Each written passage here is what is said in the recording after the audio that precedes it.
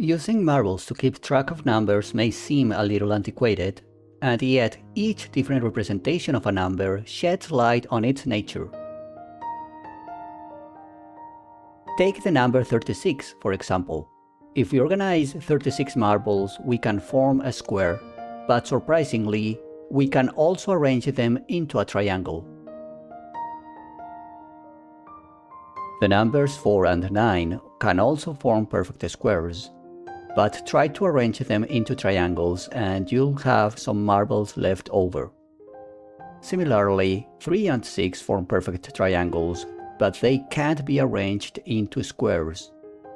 That makes 36 a little special. It fits both worlds. Are there other numbers like this? Numbers that are both square and triangular? Square numbers are determined by the side of the square. A side of length a gives the square number a square. But what about triangular numbers? How many marbles do we need to form a triangle with side b? To find out, imagine duplicating the triangle and rearranging the marbles into a rectangle with sides b and b plus 1. On one hand, this rectangle has b times b plus 1 marbles. On the other hand, it's made of two identical triangles, so the number of marbles in one triangle must be b times b plus 1 over 2. So a number n is a square triangular if it can be written both as a square and as b times b plus 1 over 2 for some natural numbers a and b. We've turned our concrete marble problem into a symbolic one. We now want to find integer solution to this equation. A squared equals b times b plus 1 over 2. Do you have any idea how to solve this equation?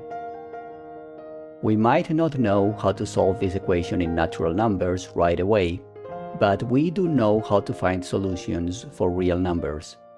And that gives us a clue. Let's apply the infamous quadratic formula. But is this strategy going to help us in any way? Or are we just chasing a wild goose? A mathematical problem is more about the journey than the destination. If you obsess over finding a solution, you take away the joy of solving it. Instead, it's best to use the problem as a meditation tool.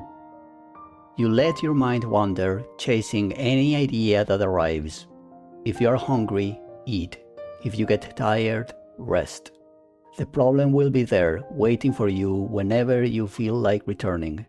And if you don't return at all, nothing happens. Math is a game that you can store away if you ever get bored of it. So let's keep playing. We notice something interesting in the formula. For b to be a natural number, the expression under the square root, 8a squared plus 1, must be a perfect square. This leads to a new equation.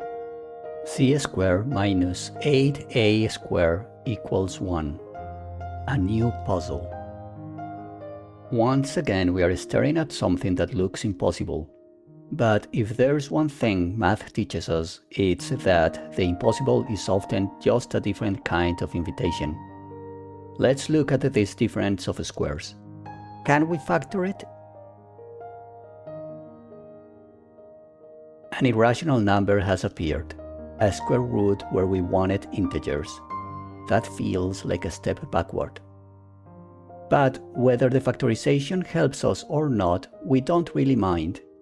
We'll try as many ideas as we want, for as long as we want. Desperate times call for desperate measures, or maybe just a cup of tea and a nap. All that really matters is the next idea. So here's one.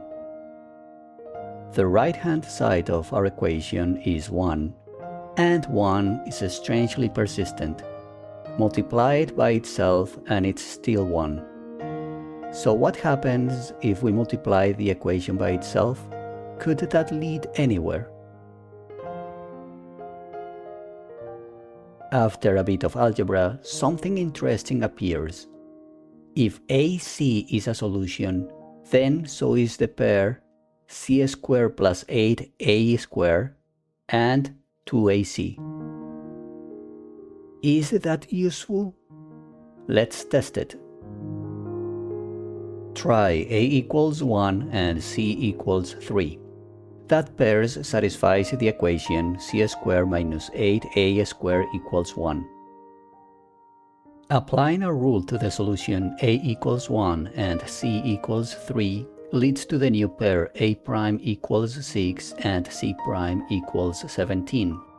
Recall that a prime is the side of a square triangular number. In this case, we get a prime squared equals 36, and 36 is, yes, a square triangular number. Trying the formula again with the new pair 6, 17 leads to the pair 204, 577, which corresponds to the square triangular number 41,616. Just by applying this formula over and over, this method generates an infinite chain of square triangular numbers. But here is a twist. This method doesn't catch all of them. For example, 1225 is a square triangular number, but it doesn't show up in this sequence. So this method gives us infinitely many, but not all. Still, it's a powerful tool, and now the question is yours. Can you come up with a way to generate 1225 using a different method? Can you find a pattern that produces all square triangular numbers? We believe that this video provides you with enough tools to solve this problem. Let us know in the comments, and if you want to join our math, philosophy and storytelling conversations, hop into our Discord. Until next time, stay mathy.